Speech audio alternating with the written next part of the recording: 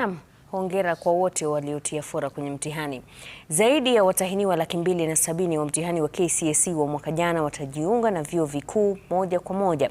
Akitangaza matokeo hii leo, Waziri wa Elimu Migos Ogamba alibaini kuwa watahiniwa 1932 walipata alama ya A, ikiwa idadi ya juu ikilinganishwa na mwaka wa 2024.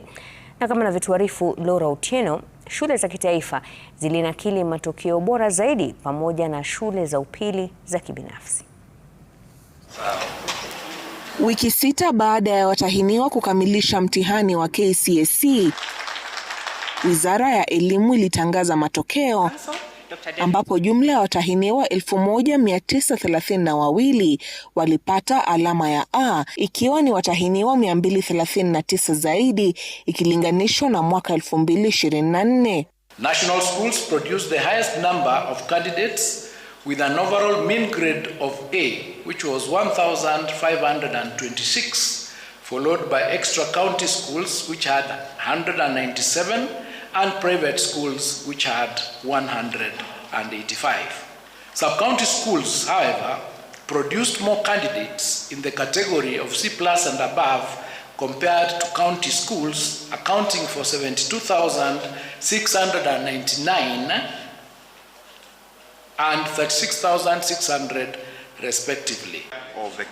Aidha, watahiniwa 270,715 pia walipata alama ya C chanya, kumaanisha kuwa watajiunga na vyuo vikuu moja kwa moja. Aidha, Wizara ya Elimu ikiwataka watahiniwa waliopata gredi kati ya C na C hasi kujiunga na vyuo vya anuai. Fees for academic programs in our public universities have also been rationalized by between 15% and 40%, so that the fees for university education programs range from 5,800 to 75,000 per semester, depending on the program of study.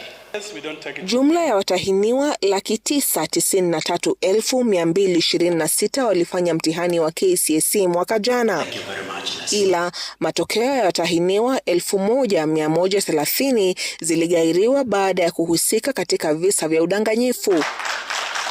Huku matokeo ya KCSE ya mwaka 2025 yakiimarika, darubini sasa inaelekea kwa vyuo vikuu ambavyo vinatarajiwa kusajili wanafunzi zaidi baadaye mwaka huu. Laura Otieno, runinga ya Citizen kutoka shule ya upili ya Chebisas, kaunti ya Uasin Gishu.